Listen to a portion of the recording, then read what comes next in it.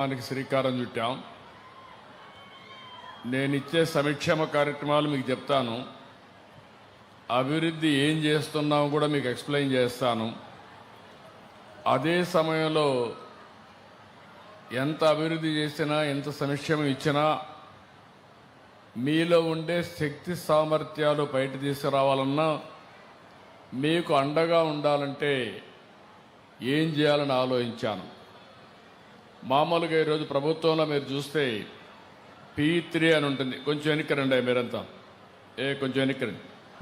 P3 అనే కార్యక్రమం ఉంది, అంటే పబ్లిక్ ప్రైవేట్ పార్ట్నర్షిప్. ఇప్పుడు ఒక రోడ్డు వేశారు ఇక్కడ, నేషనల్ హైవే. అది ఒక ప్రైవేట్ వ్యక్తి వేశాడు, టోల్ కలెక్ట్ చేస్తాడు. కానీ తెచ్చిన అప్పు కట్టేసి మనకు మెరుగైన సదుపాయం. ఒకప్పుడు ఈ నేషనల్ హైవేలో పోవాలంటే 20 ఏళ్లకు మునుపు ఏమాత్రం కూడా పోయే పరిస్థితి లేదు. ఈరోజు అలాంటిది ఎక్కడ కూడా గుంతలు లేని రోడ్డు, 6 లేను 8 లేను, అవసరమైతే 14 లేన్లు కూడా వేసి సుజావుగా ప్రయాణ సౌకర్యం వచ్చే పరిస్థితి వచ్చింది. ఒకటే కాదు, ఒకప్పుడు మీ దగ్గర ఫోన్లు ఉండేటివి కాదు, నన్ను ఎగతాళి చేశారు అప్పట్లో. ఇప్పుడు మీరు చూసి అందరి దగ్గర సెల్ ఫోన్లు ఉన్నాయి. అదే మరి మీకు బ్యాండ్ విత్ కూడా అందరూ ప్రొవైడ్ చేసే పరిస్థితికి వచ్చారు. అది కూడా P3లో వచ్చింది. కరెంటు కూడా చాలామంది కరెంట్ అదే మరిగా వస్తూ ఉంది. అంటే ఇక్కడ గుర్తుపెట్టుకోవాల్సిందే, మీరందరూ P3 వల్ల, వ్యాపారాల వల్ల తెలివితేటలు పైకి వచ్చారు. కానీ ఇప్పటికి కూడా సమాజంలో కొంతమంది అట్టడుగునే ఉన్నారు. మనం ఆర్థిక సంస్కరణలు తీసుకొచ్చాం, సంపద సృష్టించాం, ఆర్థిక అసమానతలు పెరుగుతున్నాయి. అంటే ఒక్కొక్కరు 100 కోట్లు, 1000 కోట్లు, 2000 కోట్ల రూపాయలు కూడా 10,000 కోట్లు, 1,00,000 కోట్లు సంపాదించే పరిస్థితికి వచ్చారు.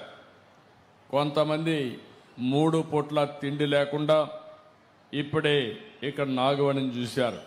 చిన్న వయస్సు, కానీ భర్త చనిపోయాడు. అక్కడి నుంచి ఒక అబ్బాయి ఉన్నాడు, అత్త ఉంది.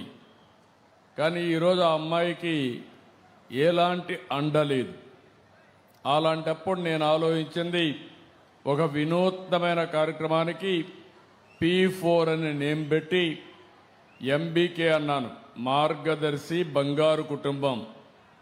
ఆ అమ్మాయికి కానీ చేయూతనిస్తే 2వ తరగతి చదివే పిల్లవాడు పెద్ద అయితే 10 మందికి సహాయం చేసే పరిస్థితికి వస్తాడు. అది నా ఆలోచన. లేకపోతే ఇప్పుడే వదిలిపెడితే చదివించలేక, గైడెన్స్ ఇవ్వలేక ఆ అమ్మాయి అతను కూడా కూలి పనికి పంపించే పరిస్థితి వస్తుంది. ఇప్పుడు ఆ అమ్మాయి కూలి పని చేస్తూ ఉంది.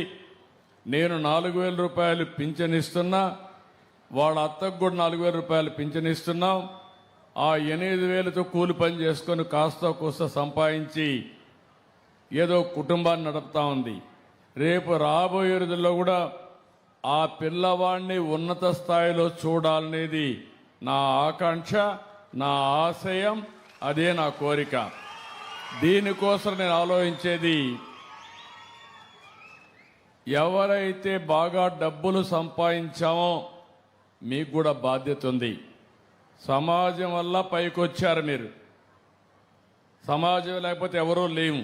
ఇప్పుడు నేను ముఖ్యమంత్రిగా ఉన్నానంటే మీ అందరి ఆశీస్సులు నేను ముఖ్యమంత్రి చేశారు.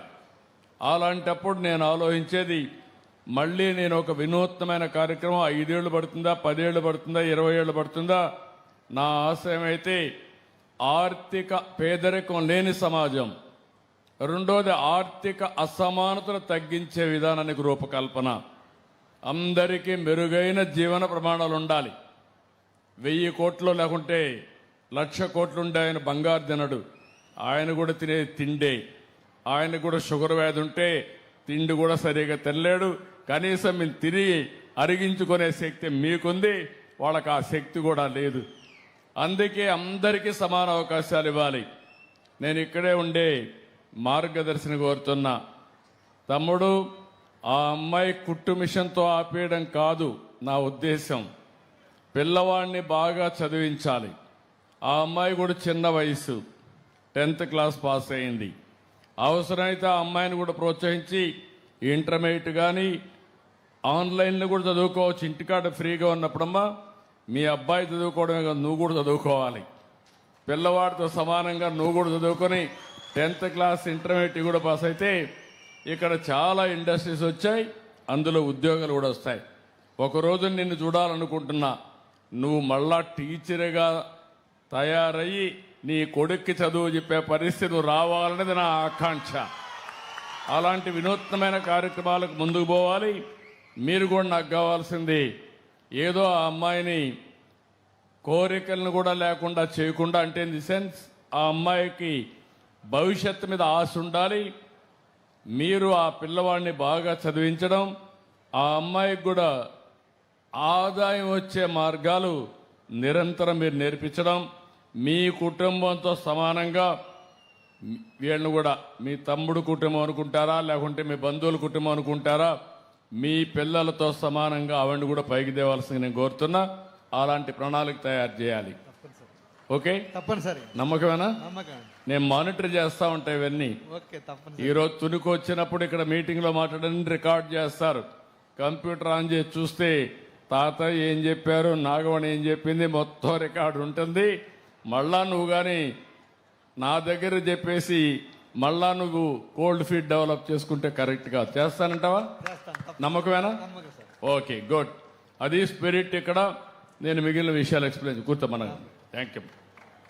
నువ్వు కూడా నేర్చుకుంటావమ్మా. అబ్బాయిని బాగా చదివించి బాధపడద్దు. ఓసారి విధి సక్రమంగా చేయనప్పుడే ధైర్యం కావాలి. సవాళ్ళు అందరికీ వస్తాయి. సవాళ్ళను అధిగమిస్తే మనం ముందుకు పోయే